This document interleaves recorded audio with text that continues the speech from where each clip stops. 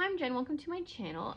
Today's video I want to make about tools I use for myself to reflect on myself to find my blind spots. And one of these things is comparing myself to my parents and their lifestyle and what they did and didn't do in life. And I use it not in a comparative and competitive way, but in a way to mirror and be like, okay, what did they do and where did that get them? And so like if that didn't get them where I want to be, what do I have to learn and improve in my life? And so one of the things is I'm finding I'm in a similar area of I'm trying to build my muscles and my physical health, and not just by walking. So I know my mom, she used to walk here and there. My dad did stuff where it involved walking. So I would consider him, I think he walked a lot. He drove a lot, but I think he walked a fair amount. But that's, to me, is not good enough to have like high health. For me, you need muscle training. You need, I do believe you need some cardio in there. And I also believe humans need an element of play. I know when I play sports, I have a healthy level of competition and it's fun and I try for things. Like when we used to play in the field, me and the kids, we play, we throw the ball around. I'd hit the ball. One of us would pitch, one of us would hit, one of us would catch. And we would just, rotate. Is it funner with more people? Yeah. But the thing is like, it's not just the play, it's the cardio, it's the muscles that you're using, like it's everything together, and just that it's fun. It takes your mind, it includes your mind. Sometimes when you do workouts, it feels like work, and so you're not really enjoying it. You're doing it because you have to, and when you have too much other things in life that you're doing because you have to, not because you want to, it's nice when you can bring in exercise that is playful, because you forget that you're really like working and exercising and you're enjoying the play element of it. And I don't ever really remember my parents doing that. And so I think I also don't see a lot of my neighbors and the people in my community doing that. I see a lot of walkers, but like I said, walking, it's not enough for me to just walk. I think you need to engage your muscles, especially from what they say about women losing their muscles. But I think it's just as important for men. Like men, you need to get out there too. And those if you can't see your toes, that's an issue. If you can't jog a block without getting out of breath, hey, I'm in that club too. But I'm looking to improve myself. And so I'm looking at my parents didn't prioritize that. And I definitely feel like that's part of the problem. And it's not just mirroring my parents. I do use my parents because that was my environment growing up. But you can just look at society where it's like, there's a lot of people that and don't get me, like, this is not me saying I'm any better, because I'm realizing, like, if you guys watch my yoga video, I mean, I didn't do the yoga. There's no way I do yoga on video because it's too, like, I'm glad I didn't. Sometimes I think I need to record too much, and sometimes I just think, okay, you don't need to see all the details of me doing all the things. Like, I like to show things about my house and my garden, but I don't think you need to see me doing the garden. And it's just, I don't have the memory on my phone for it either. But I do think it's important to, I see a lot of people that are just not doing it. And so like when I tried to do the yoga, I thought I just need to do stretching. And I thought my stretching was, oh, that's pretty good. And then I go to do yoga and I'm like, I am way more out of shape than I thought I was. And it is disappointing at some time. But I also realized, like, this is something my parents never prioritized. And it's a lot of people around me. I mean, they're not choosing, I don't think they're choosing the same path as me either, but I think it's still something as a whole that we need to work on. And to be honest, for me, my physical health, like the way of the world, I don't know, sometimes it's the algorithm, like, really pointing out the horrible people. But I do think there's a lot of horrible people out there, just even from my experience. And so for me too, it's just very important to have my strength, because you never know which way this world is going to go. And for me, I think it's important to have my health at its like most optimal, because not only is it great for your mind, it's great for your overall health, but it's great for your spirit. And then it's like great for protection too. Like, if I can kickbox somebody's butt if I have to, I would rather know that I have the endurance to either outrun somebody or fight if I have to. I think that's, you just never know when that's going to happen. It does happen in our life. And like, I think sometimes in the spiritual community, and even maybe in religious communities, we get a little comfortable thinking like we have protection of God and God's going to keep us. But like, what about all these people that are getting harmed? What about all these people that are dying from diseases and illnesses? Where is God there? It's a reason. What is the reason? What did they do that you know, sometimes that's where I get conflicted with these spiritual beliefs and things, like the idea of like being protected. And I think that can really create a false safety net. Like, we still have to take care of our bodies, we still have to keep up with our checks, and we still need to keep healthy. And if you can't, like, think about this, it's not just about that either. It's about getting your energy and maintaining it, because the older we get, we're supposed to get even more tired. Like, I'm already tired. So I think it's important to really emphasize our health, and not just walking for heart health, which walking is part of the package. Like, that's important too. It makes me feel good when I can just, I like walking the dogs. But I also like to just walk by myself. I don't. Sometimes it's a lot with the dogs because I am still training them, and it's kind of like pushing a stroller. Like, sometimes I don't want to push a stroller. I just want to walk by myself without worrying about anybody else or being responsible or caring for anything. I just want to be in my own head. I want to be in my own space. And so I think that's important too for moms and dads to not only, get in their physical activity, but also like get in their time to where they can be in their own head without someone else poking at them. I think that's important, time alone. um, and so I also feel like I don't ever, like, my parents would joke here and there, but I don't remember them being playful with each other. It's hard to be playful with someone who is predatory, if I'm going to be honest. Like, that's how I know my dad's not going to like that term, but like, he was abusive, and he never wanted to acknowledge that being around him is painful, and dangerous in the way that you never know when he's going to react. And while he may have gotten a little bit more settled in his old age, it's only because he doesn't have as many options to, like, we're grown. We have choice. We have our own homes. We can call the police. Like, we have a right, you know? Um, but like, even without that, like, I think it's important to have a person that you can play with, a playful person. And I think that's also one of the reasons why I decided not to settle, is like, I just, when you see someone who doesn't care if they hurt you or not, that really affects you. And if you don't care that you're hurting me, it's really hard to be in that playful nature and be trusting and, be vulnerable. And I think I look at the relationship that my parents had, and I recognize those things, and I don't want those things in my life either, right? And so another way I mirror this, and so like, that was a little bit extra, but there's another way I mirror is I look at what irritated me about my parents, what agitated me about them, what was I felt disappointed in. And I just wish that I wish my dad could see his worth so he could get more money as well, because that was something we always struggled with money, but not just earning money, but maintaining our money, right? I know he considers himself to be quite a financer in a certain way, but I mean, I think he lives a very lackluster lifestyle, in my opinion. In my opinion, we all have our different ideas of what a life looks like.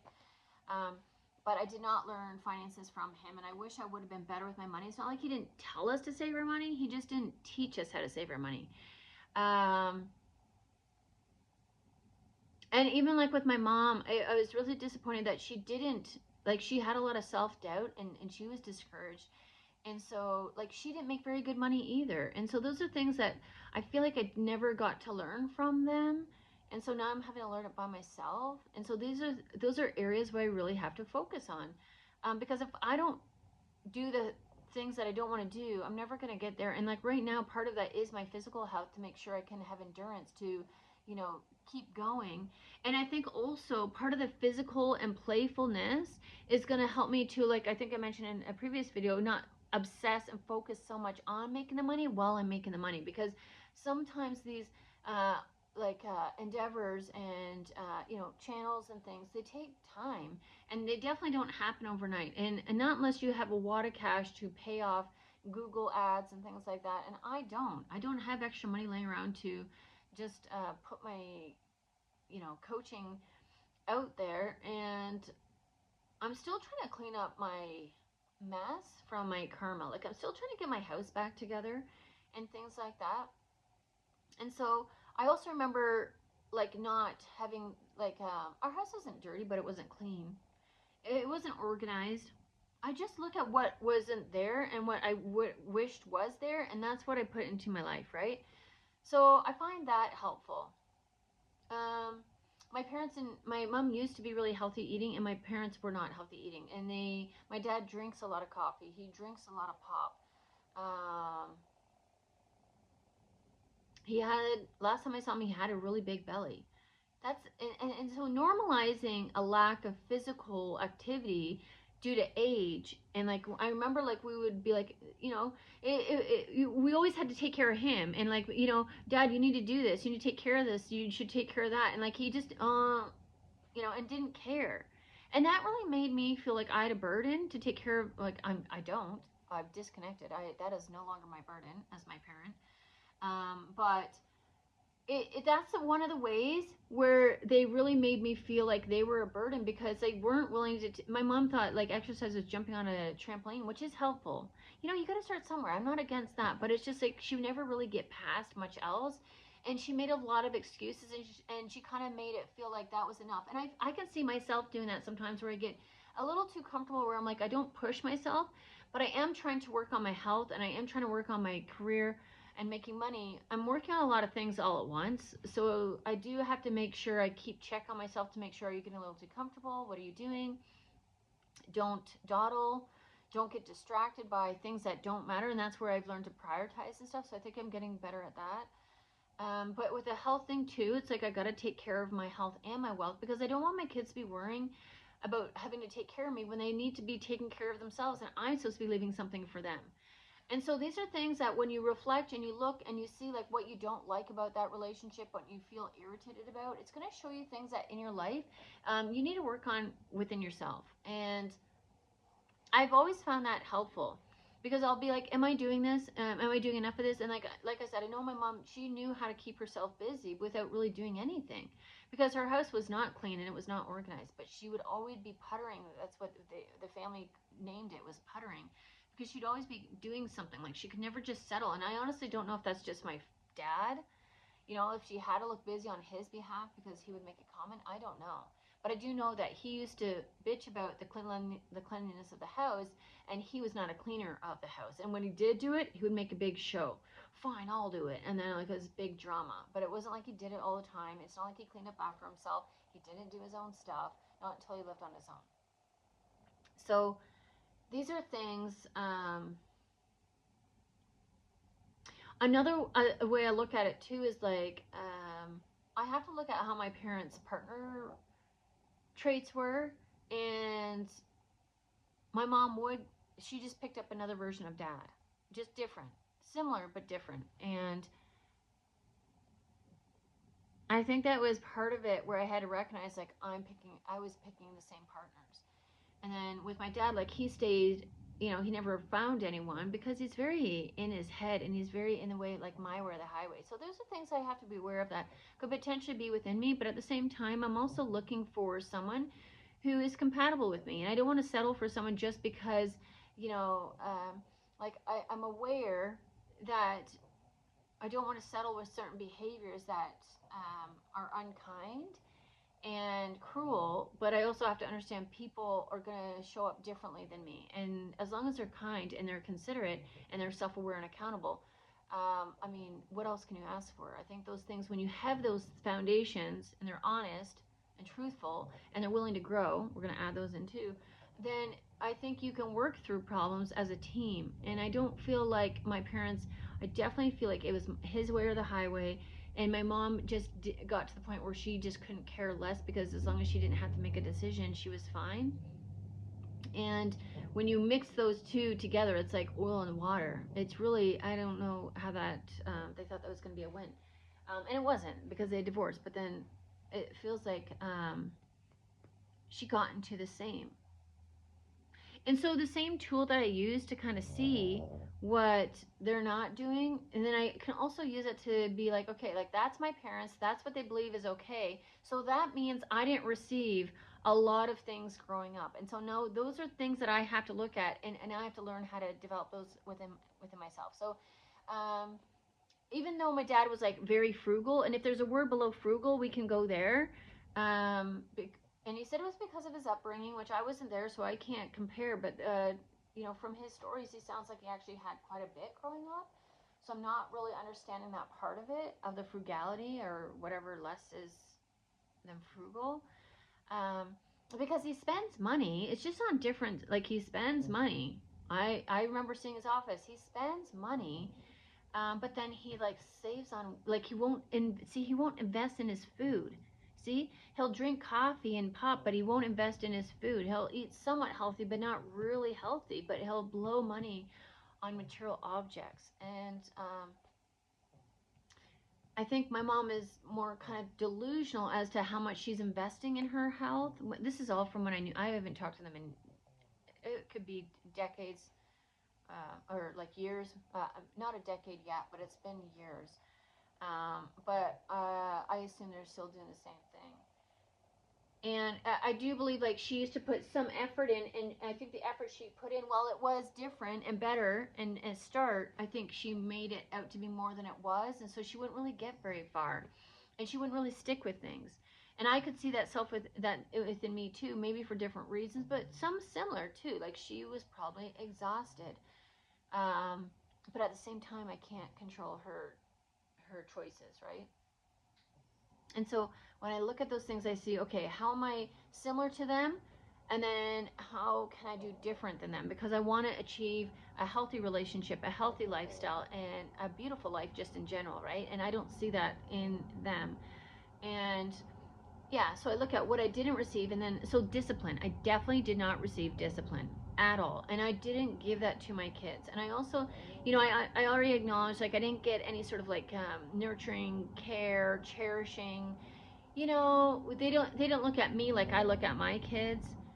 Um, and so I did do that differently for my kids, but I definitely didn't give them discipline. So that's something I'm trying to teach my kids now about, like what I regret in my life is like how I spent my money, some of the spiritual beliefs I've had, and yeah, I think it's just um, when I mirror that back, I can see that. And then another way I use this mirroring is not just my parents, because I no longer am in contact with them, but I remember there's a lot of things that I didn't receive as a child that I have to develop now. And sometimes we forget things, and so I'll see it in society. I'll be like, I'll see like I've talked about, when I see like dogs off leash and the dogs aren't trained, and then I saw a dog I saw that same pit bull today. Was it this morning? And he wasn't as interested. I'm walking one dog at a time, and I would get my dog to sit, and I would stand blocking my dog so they couldn't really see it.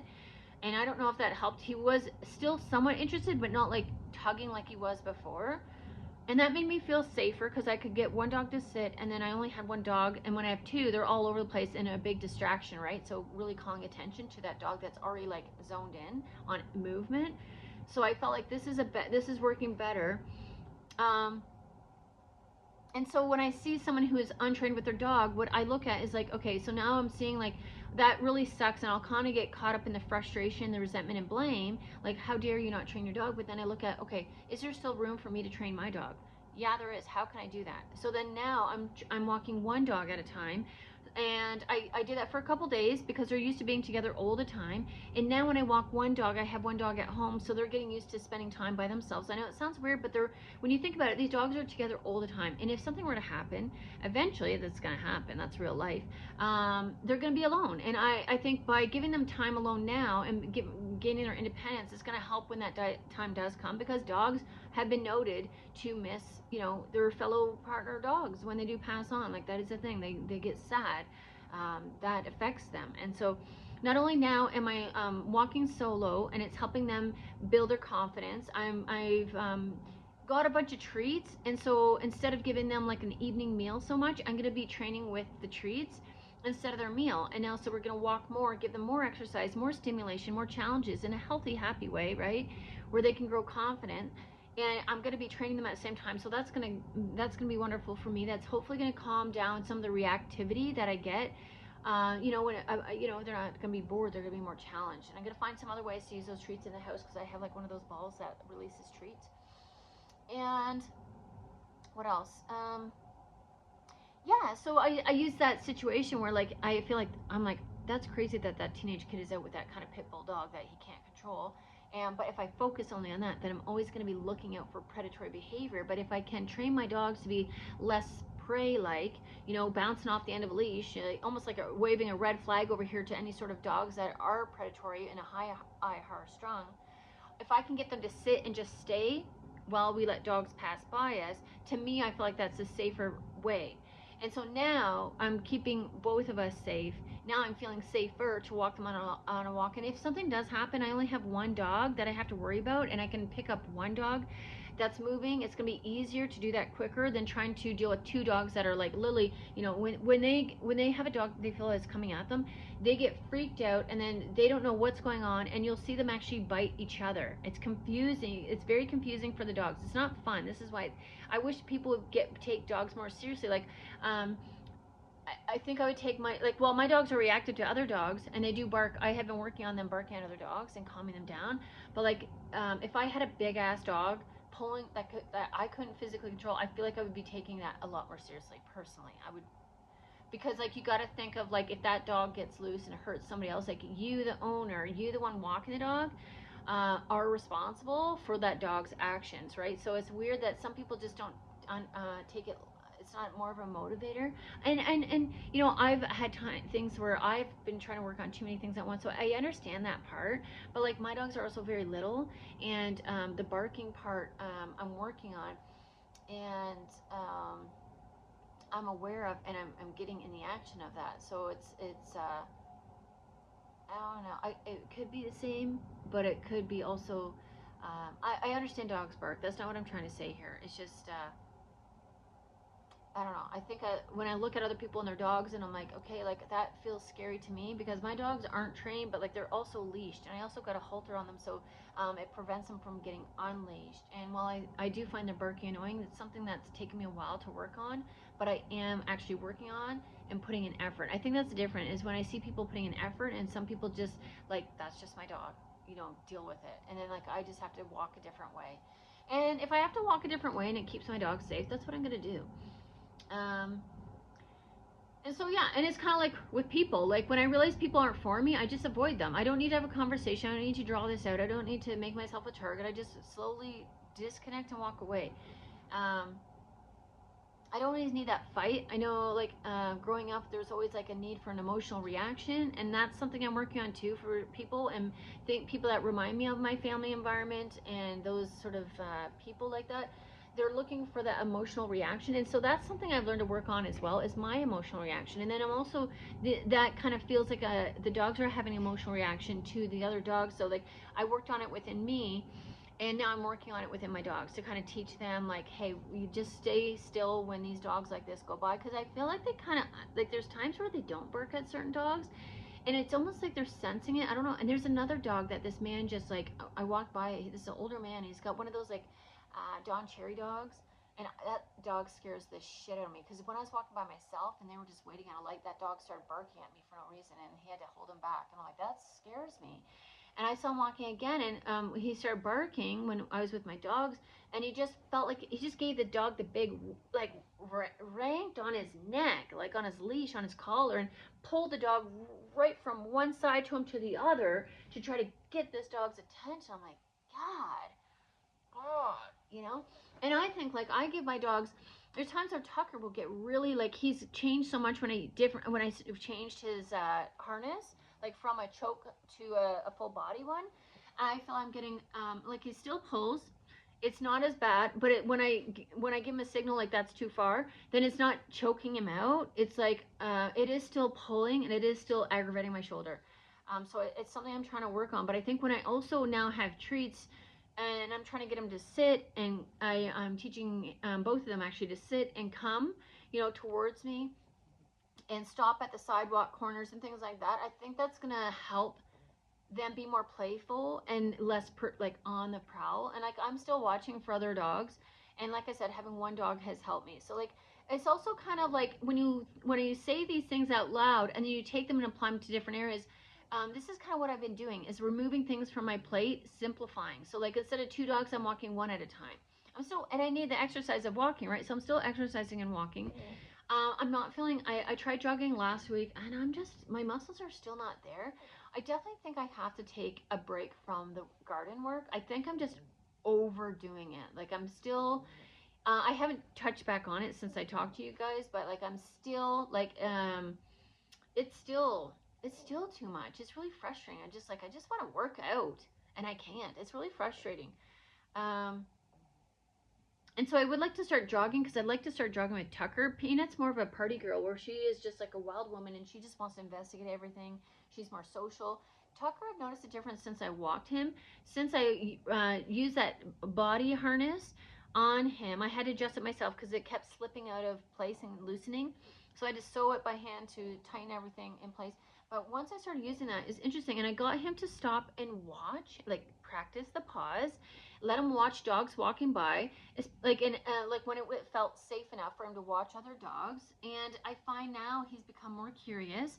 And now, before, where he would bark at people because he was uncertain of them, he's like, I think all people are predators. It's interesting because now he's wanting to go up and sniff them, but I'm still like, he's still a little scared sometimes. So I just don't want him to like bite anybody out of fear, because he gets shocked and he, kind of reacts and gets triggered. So I'm nervous because like I still want you to. I love that you're curious now instead of fearful. Like we're moving better and getting there, right? But he's still, and I love that he's curious, but it's still kind of like, okay, like if he hears a loud noise and he doesn't know, like just as he attacked my Peanut dog when there's a threat of a dog or something, where they feel threatened, they don't know what to do, so they'll bite at each other for a second. I don't want that to happen. So I'm still kind of uncertain and not putting him around people. I'm talking to people on my walks so we can stop and talk. So he's seeing like people are safe. I'm not in any trouble. And then I also try to bring them into, the pet store down the way because they encourage us to bring their dogs in there and they'll give them a treat. And I've already told them like the darker dog, which is Tucker, he's more uncertain and fearful, and Peanut is the life of the party and she is totally fine. She will help herself. I have to be careful of that. So it's interesting how things that have happened in my life that I've applied to myself, I can now apply to my dogs. And where I can also practice them, not practice them, but apply them to my kids as well. Like, you know what, I have to still practice the pause for certain things. Like when I get excited to tell my daughter something, she doesn't care about everything in my life. And that makes sense because she's got her own life. And I remember myself at that time. And so I really couldn't really care too much about some things. And then other things I find surprised how interested she is. So that's kind of, you don't take offense to these things. Like it's, I think you have an idea of the relationship you wanted to have with your kids. And I'm not saying it's bad. It's just different than what I thought it would be because of the effort I feel like I put in. And it's not to say things are lost. It's just sometimes, children need their own time, or adults, young adults. They need their own time to grow too. And then I do feel like there's a time where you come back and like I feel like we're working our way back to being more friends and like understanding each other and really connecting on similar but different areas of life. And so yeah, I think that's very different with what I had with my parents because it felt like my parents were never changing or were not willing to do anything different. And while they could be sad about certain things, it felt like it was like they were feeling sad about themselves and not necessarily how they had treated me and my siblings and things. So and their grandchildren, my children. There was no real remorse. It was more like, well, I just did that because that's all I knew, and period. And it's like, okay, well, I guess you don't see any value in changing. And so I also saw that they refused to choose to change, and I knew that was something I had to look at because even though I felt like I did different for my kids and to my kids, I realized I did a lot of things the same, and also maybe with different intention but very similar. So then I had to look at, okay, what did I like about how my parents handled me and how I feel like hurt by them? What did they do that I didn't like? And then so I had to do the opposite. So there's also some of the tools I use too is like not just mirroring, but like going from one end to the other. So like when I was like exhausted and burnt out, I thought that I just had to like take some time out, right? I realized like as much as I had worked that hard, I had to rest that hard, right? And that's kind of like the things like people want to come back into your life, but back into your life, but they don't want to like apologize. The apology and the remorse is not as big as the damage that they've done, right? They kind of just want to wait for you to forget it, and they've maybe taken a step, but it's not really going to change how they treat you or how they address you, right? They still expect you to tiptoe around their abuse. It's just different, right? And so yeah, when I go from one side to the other, I have to also remember I'm coming back. So when it's interesting because people don't believe in rest. They really don't. And they don't see it as a valuable asset. And to me, I find I've gotten so much through my resting period in my recovery. And I realized too, like part of it, like when I decided like I am going to recover, I am going to rest, it's a lot. Everything is taking way longer than I thought. And that's that. Remember, I started out very impulsive in life, and so I've had to really slow things down. And now I kind of have to build my way up to build momentum. But that coming back from that, while it is necessary to hit that mark and really rest in order to release a lot of that pain that I was holding on to and the belief systems and all those things. The part of that rest is coming back is acknowledging all those things where this just isn't true. This isn't what I thought it was, and this is not how I'm going to get there, and this is not how it's going to happen. And when you realize the painful truth of the situation, you realize you're not going to be able to get there unless you kind of toggle back and forth in the middle, which is a balance of work and rest with play. And that's what I'm working on now, is trying to rebuild. And it still feels slow, guys. Like this, that's what. Not, I'm not trying to put pressure. I'm not trying to discourage, but it's important. Divine timing is another spiritual belief that I don't know that I entirely believe in anymore, because I know like things happen for me to allow me to rest in that, but I'm not so certain about that, because there's times where I'm just like, I was waiting for divine timing, and then I just got to a point where I'm like, I'm kind of sick and tired of this. Like, let's go. And so I think sometimes that divine timing that people talk about in the spiritual community, it may have a place, but I think it's important to be careful where you place it and put it, because I think sometimes we can make a lot of excuses of why we never start, because the time isn't right, because it is what it is. But like there are times when if you are burnt out, you are exhausted, you are not going to get far from that point unless you take time out to rest, recover, and recuperate, and bring in some play. Because remember that overwork, you didn't have any time to play. You watch movies. That's not play. That's distraction from your pain, from the fact, from the fact that like you're too tired to get up to actually play. That's what the screen is. It's a distraction. It's like you can convincing yourself like, look, I can watch TV. I got time to watch TV, so I got time to do other stuff. Okay, but if your play is TV, that's not like I want to play soccer right now. So if I can't play soccer, I'm still not really playing. I'm not in the middle yet. I have to get back to where I'm working out regularly, eating the foods that I want, and playing the games that I want to play, and working. And so like I have to moderate these things and providing for the ones that I love. Um, and so that's still not, I'm still coming back from the rest period. I'm building momentum, but like even that, sometimes you just think like you start to feel your muscles again. I appreciate the fact that I can start feeling my muscles, but they're still taking so much time to rebuild them because they've been down and out for so long. You just never think it's going to take this long. And so remember, that's when we're super impulsive and impatient. We have to bring ourselves back almost to like, I can't stand how bored I am right now because of how slow things are going. And that is a time to work on things that you never focused on before. That is time to take the steps that are necessary, which is resting your muscles when you overwork them, and realizing, you know what, you might not be able to, it's going to take time to get a regular workout schedule going. And so, while I did a lot of work in the garden to build those muscles, it's still taking time to like be able to work out and keep up my workout. So like I need to be consistent with my workout before I can bring in those other food items that trigger my bloating, and I need to make sure my digestion is where it is too. So like these are baby steps and all these little bits and steps and pieces that are working me in here, but they're kind of like if you ever had to replace something in your house and you couldn't really see it, but like a roof. It's like I had to repair my roof, and it costs a lot of fucking money. It's important, but it's not exciting. It's not new furniture. It's not painting the room. It's not a new deck, a sunroom. It's not repairing the garage floor, which that would be kind of in there too. Because if I'm just repairing the cement, it's still like just a cement floor. It's not like making it into a room I can work in and work out of, you know and it's not exciting, but it's necessary. And I think there's probably things that like your parents, you can look back to that and be like, they probably didn't do those things for the very same reasons. It wasn't exciting. They were used to the chaos, um, and even the burnout. I could see like my mom was definitely burnt out, and my dad, I don't know, like I could see him being burnt out because his diet sucks and he doesn't exercise, and it's a challenge living in that body like that. I could see that. He's carrying a lot of pain around. That's got to be exhausting. When you have to use your emotions all the time, that takes away your energy. That's tiring. Even though they're offloading on other people, that's still like, you don't think they go back in their head and feel embarrassed for like unleashing. There's some sort of subconscious reprisal for that, repentance or something like you. I do believe our subconscious is, and maybe that's what people mean by their 5D self.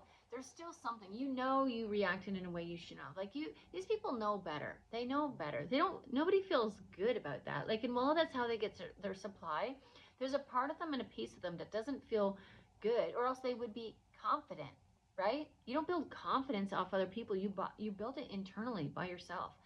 Um, and so yeah, so mirroring is important, like mirroring those around you, and but also like looking at your home environment and what you grew up in and comparing it to where you are now and the growth that you've had or the growth that you haven't had.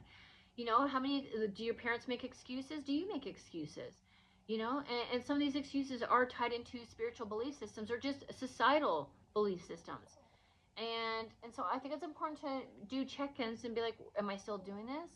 And what am I not doing that I don't want to do, but I know I need to do? Checking in and starting baby steps with that.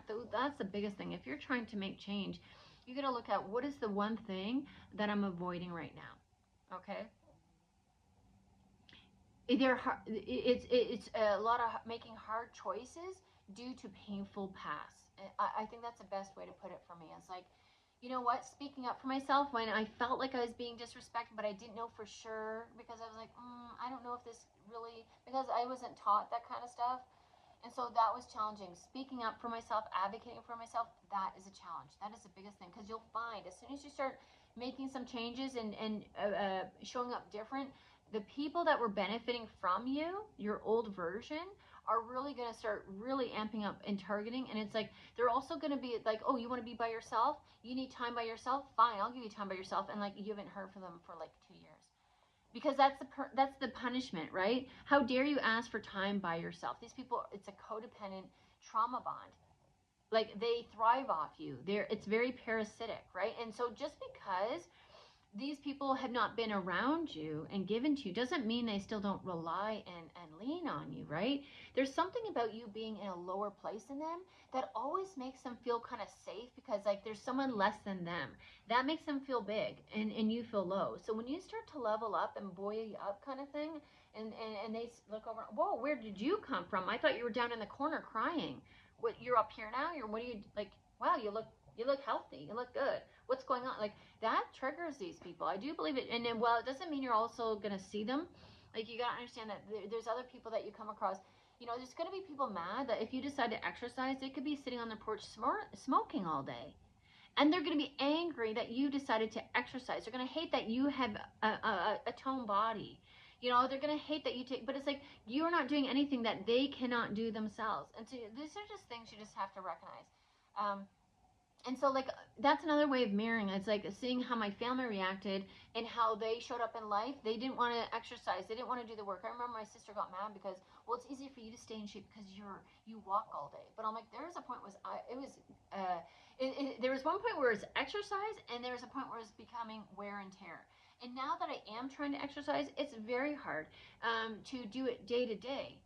But I am doing it day to day. But some of the challenges of why it's hard to day is because I had to recover from the burnout of all the trauma that I experienced at the hands of not just my family, but other people in my environments and things like that. So it's like, is the exercise the hard part? It's a challenge, but it's harder because I've also had to like recover from some very traumatic experiences and some very dysfunctional and abusive environments with a lot of cruel and cold people. It's not just like because I don't have that job anymore. Like, yeah, because I walked because I had to, definitely. And so like building a regime is hard, but I'm still choosing to do it. So what's your excuse now?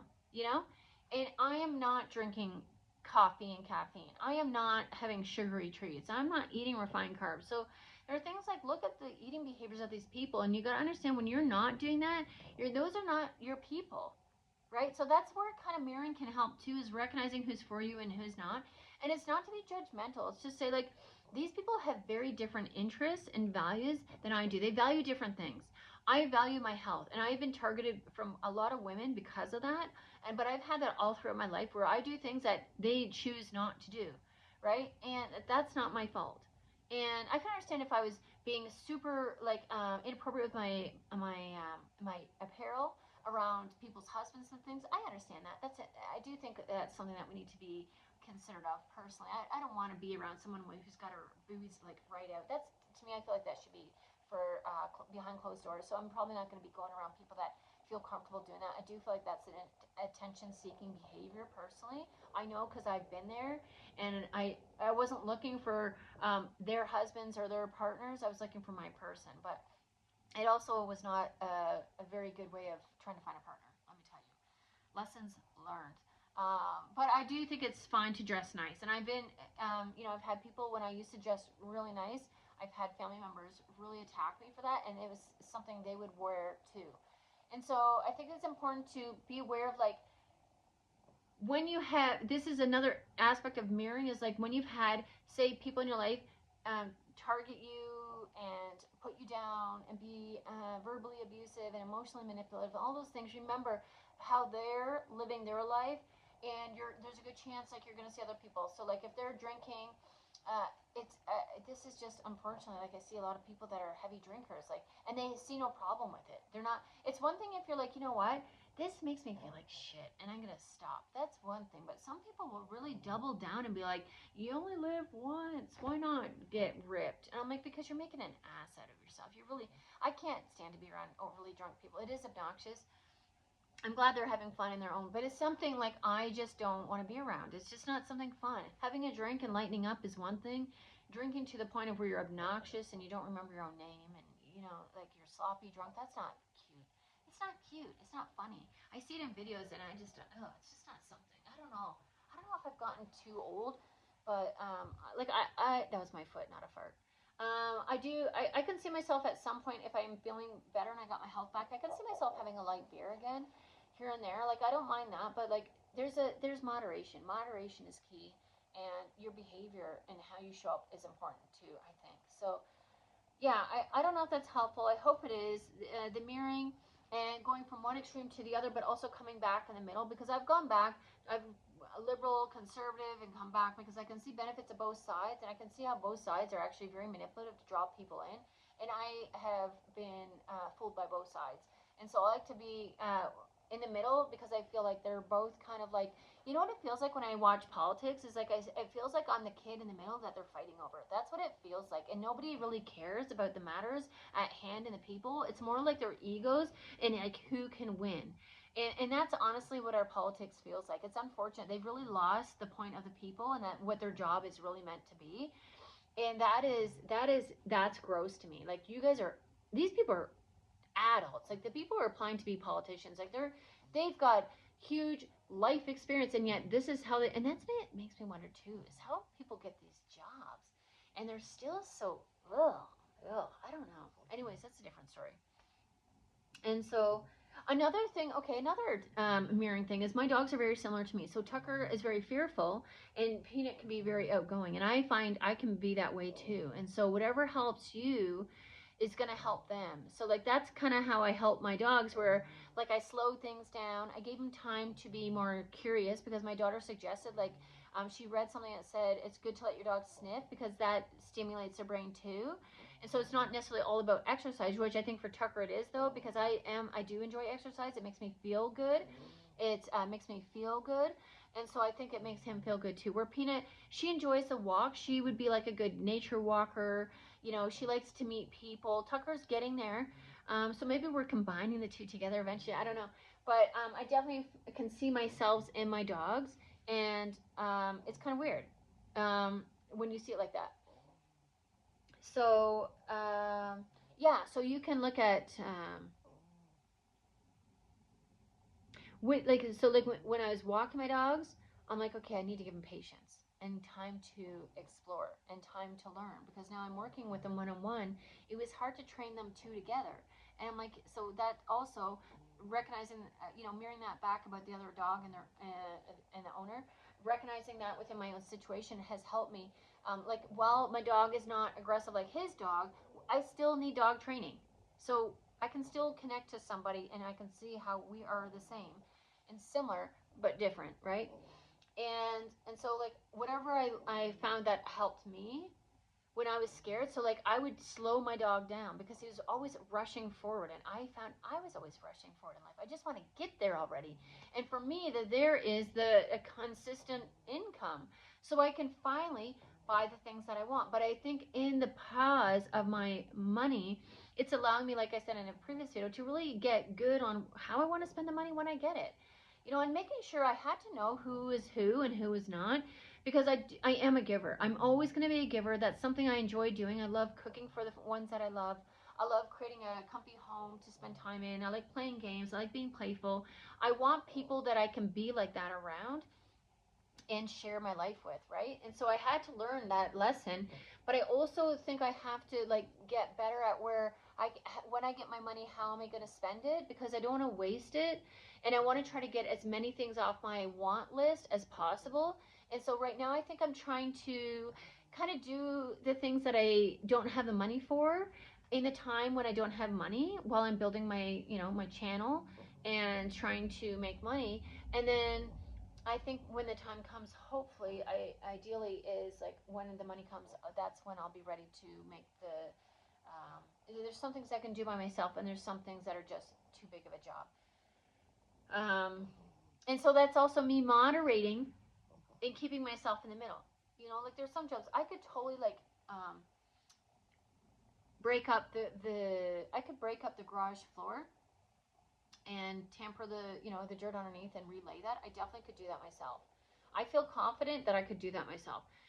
But I had to learn, for one, I have to get my body ready for that kind of work, which it's not, because lifting garden stones and pails of river rock is throwing out my shoulder with this rib subluxation thing. Then it's telling me, from what I understand, is my stomach muscles are not strong enough. So like I'm not working my body out equally, if that makes sense. And so that's the thing. Like I can't go from 0 to 90. If I'm gonna, there's no problem with me saving money and doing these jobs myself. If I have the time and then the money, right? But if I don't have my body intact, then it's gonna be a flop and a fail. So I do feel like right now I'm also getting better at like I have to build my muscles, but I have to be consistent. But I also have to instead of doing these large yard projects, I have to get good with working out consistently first, and then I can do the yard projects. I think I just had it backwards, and let me tell you guys, I've had a lot of things backwards because I just never had any good guidance in my life, honestly. And in the state that I was, I don't know if I think I would have listened to some of it if it came from somebody who I could trust and know that like that makes sense. You've done it. Like tell me how you got there. Tell me how you came up with that. You can show me the equation. But a lot of the advice I was given and growing up came from people who really don't know what they're talking about, and they weren't living by their own advice. You know, like the people who are telling me don't call people fat, like they're talking shit about people and they're calling me for gossip. So like, how do you expect me now to trust you in what you're saying? And so I think that's also looking at a mirror where I feel like my family members are really codependent with toxic people. I have gone on the other side and gone very independent. And when I went independent, that means hermit mode. That means no friends. It means just strangers that I talk to because of either service or proximity. And my kids. And my kids are doing a lot of their own stuff right now. So it's really been me this whole time trying to raise 2 kids by myself amongst a bunch of toxic trauma bonds. And even a lot of the people that I've met up till now have been actually I've met some really nice people, don't get me wrong. I have met a lot of nice people. I don't want to disclude that. I don't want to disclude the people that leave me comments, the people who give me a smile on the street, the people at the Pet Value who take time with my dogs, the people who have given time to my kids. There are people out there. So it's just, you know what, I think I have to be careful of that, because I don't want to like weigh down the negative people, and I had to be careful with that because they did make a big impact in my life, let me tell you.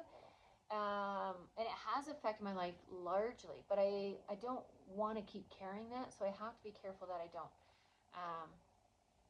So yeah, I've had to learn how to moderate a lot of things and go far, come back. And so I'm also learning that, like I said, with my money, I want to work smart, not hard, in a way that it hurts me. And if I can do two birds, one stone, I'm going to do that every time. So I think, yeah, I definitely think I'm getting there. So I'm trying to think, anything else to do? I think that's all I got. This video is pretty long. I'm trying to keep them shorter, and I'm just not very good at that, but I will get there. I will get there, guys. Give me time. So hopefully this is helpful, and I will see you in the next one there. I'm just going to leave it there. Thanks for watching, guys.